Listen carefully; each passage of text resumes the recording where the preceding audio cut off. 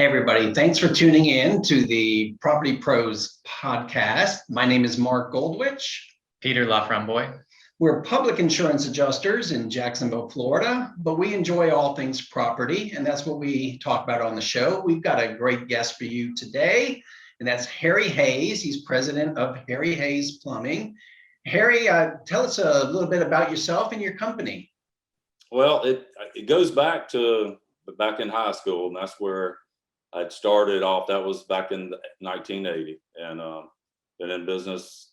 I've been doing plumbing, for over 40 years, and I've been with a major contractor here in town for. Once I got out and got my journeyman's license, I was with them for about 21 years, and I just decided to take it on the road and start up Harry Hayes Plumbing, and it's been a very successful launch, and it's been good. It's really been good, and it's increased it. Each year's been better and better, and it's really, and just how we present ourselves to the customers just means a tremendous amount of just the value that we bring into their home and what we can provide for them, and it's. Our reviews really speak high volumes and what we do, and the customers are very pleased. Harry, I know you because I found you. I needed help on some projects where you ran your camera through the drain lines to see if there was breaks in drain lines, and then of course we map out the house. And I don't think that's what you do every day. What do you think is the most common type of phone call or most common type of fix that you have to do on somebody's home? What's your wheelhouse? Well, I mean, there's so many different obstacles that we encounter every day. From every house that we go to, it's going to be a different situation. But the repairs that we bring to the customer, it could be as simple as a picture fell off the wall and hit a CPVC pipe or something of that nature, and it busted. Somebody's got a leak at their water heater, or their water heaters just erupted and busted, and we're out there under an emergency, replacing it. And then of course we get into the drain cleaning, but the repairs is the biggest thing that we try to. That's what we're geared to, is doing the service work.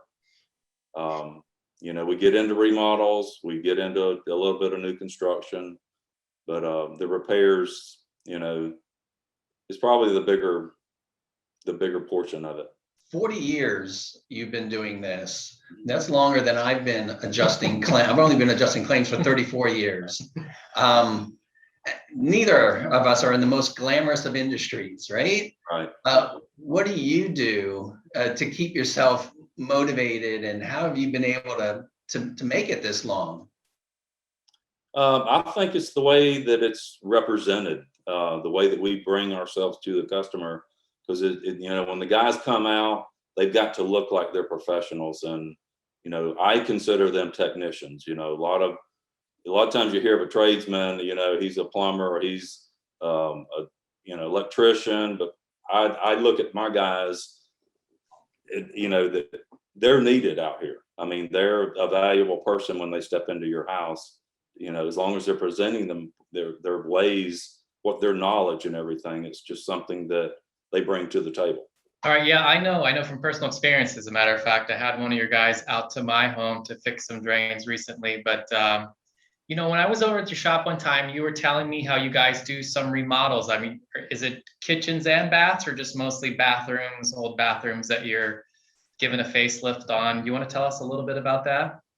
It's a variety. I mean, there's bathrooms and kitchens. It just depends on what the customer's after. I think the bathrooms are probably a bigger portion of it. We get, and there's other contractors around town that they're not large contractors, but they'll go in and do a renovation on a bathroom, and and we're right there in the middle of it. So it's, the bathrooms are probably the bigger portion of it. Unless we get into, whole house renovation, and then of course it just opens up everything. And, it could be a 5 bath house. It could be a single bath. Harry, what would you say is your how the proportion of work that you do, homeowner, residential versus commercial or industrial? I would say that residential is probably 95%, and the other, the 5%. It just depends on the contractor there, because there's some contractors that don't mess with residential. And we've got a couple of contractors, but they'll do build outs in the commercial side of these strip centers, but there's most of it's in the residential sector of it. So, we've had a really interesting last, I don't know, what has it been, a year and a half or so of the COVID stuff, and people still need you. You still need to go into people's homes. How did that affect you? We didn't talk about that. This whole time you and I have been working together. I don't know how you guys handled that situation. What happened to your inbound calls and things like that? And how did you handle going into people's homes?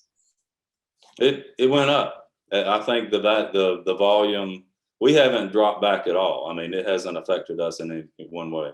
And I think other than we're just having to, we suit up, we, mask, we're wearing gloves, we're wearing booties, but booties are part of our everyday, part of our service calls. But going into people's houses, and I think a lot of times, they're looking at that. Here we come again with that value coming to the door, parking in the street. We don't park in the driveways unless, they have allowed us to do that. And then it's just, again, that presentation at the door when you step up to that front door when the customer comes. Hey, I know something big in our industry lately has been these cast iron pipe claims, where oftentimes these old cast iron pipes will rust out, and it's a big job, and a lot of times it requires trenching of the slabs to get all the old pipes out and redo it. Folks are out. How do you guys handle that? Deal with the homeowners who are going to be either really put out or completely displaced from the home for maybe days or even longer at a time? Kind of walk us through that and what your process is and how you deal with the customer and with the whole job. Yeah, I mean, we've just finished one we dealt directly with the homeowner, and the way we were able to do this one was both of these bathrooms were on exterior walls. So we were able to go in and work on this one bathroom and complete it. They lived in the house, they stayed in the house, and they had the other bathroom up and running. So we got that bathroom completed, retiled, everything was done, and then after that one we jumped on the other bathroom, and of course the kitchen. Then they had a half bath that was out in the garage. So all that happened during the first transition. And so they were never down. They were never, they were in the house the whole time. And then there's other ones they've got to go. They got to find a room, go to a hotel or whatever it may be. But so it's just different situations. And there again, taking care of the customer's house during the process of this, because it gets messy, and it's you have to go the extra mile. So.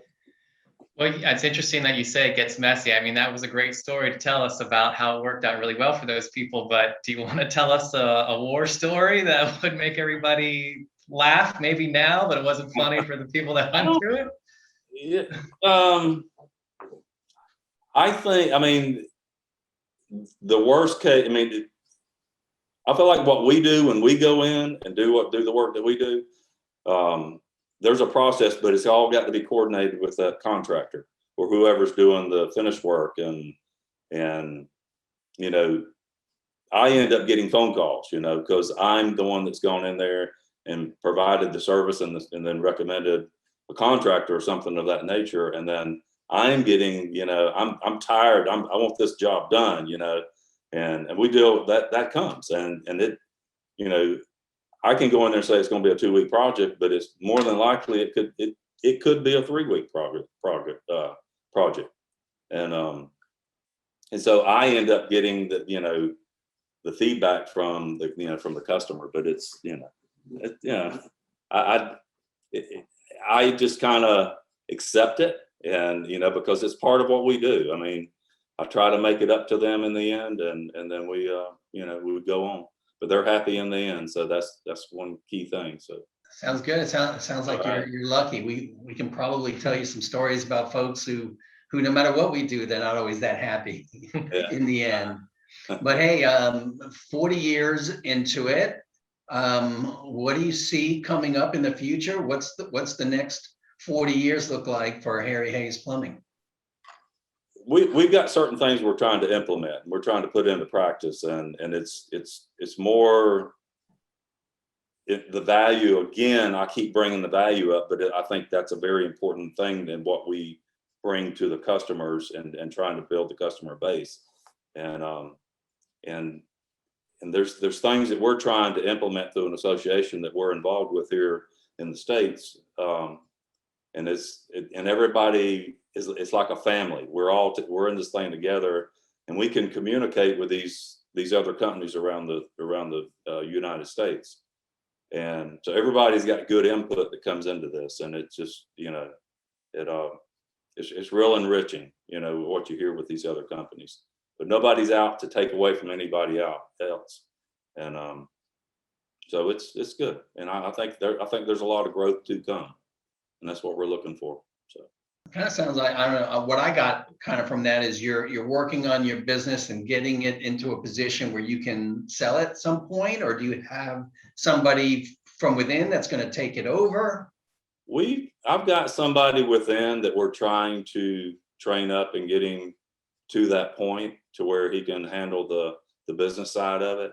And I have good hopes for him. I know that it's probably it's going to happen. And we're trying to look at this, maybe in 6 to 10 years down the road, that he can eventually take over and start taking it on himself. And he wants to be a business owner. But if he can just pick up where we leave off or whatever, that will allow him to proceed and to grow it, another 40 years, 50 years, whatever it may be. And he's real involved. He's very good at what he does. And so it's good. Yeah, plans can change, but hopefully that does work out for you guys. So far I've enjoyed working with you, and I like one of the lead guys you got there, Eric, a lot. Eric, yeah, he's just great with the customers. My oldest mechanic, so he does good. I think that's about it. Is there anything, Harry, you want to wrap this up with? Some final thoughts?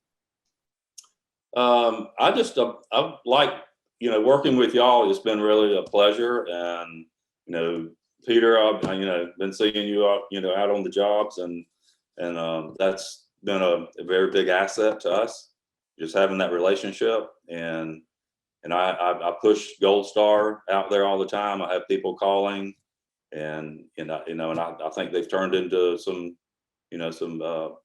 relationships, and I think that's what this is all about. And I'm glad that we can be a part of what y'all are promoting. Well, that's all the time we have for you today. Thanks again, Harry, for being with us. For folks out there that want to reach you or ask questions, how should they get a hold of you? They can reach us on our Facebook page, Harry Hayes Plumbing. Or go to our website, of course, at harryhayesplumbing.com, and then that will lead them to the office numbers and everything, and that will take them into our office, and we could be glad to set up a consultation, or if you need service, we can get that set up with our call taker within the office, and that would be one way to to reach us. Hey guys, that's it for Property Pros. We thank you so much for tuning in. We hope to bring you more content like this in the future. And if you wish to find us or see more of our episodes, you can check out our Facebook page at Property Pros, or go to our YouTube channel, Property Pros, like and subscribe. Leave us a message there if there's anybody you want to see specifically, or if any of you actually want to be on the show, feel free to let us know there as well. We look forward to any comments or feedback you have.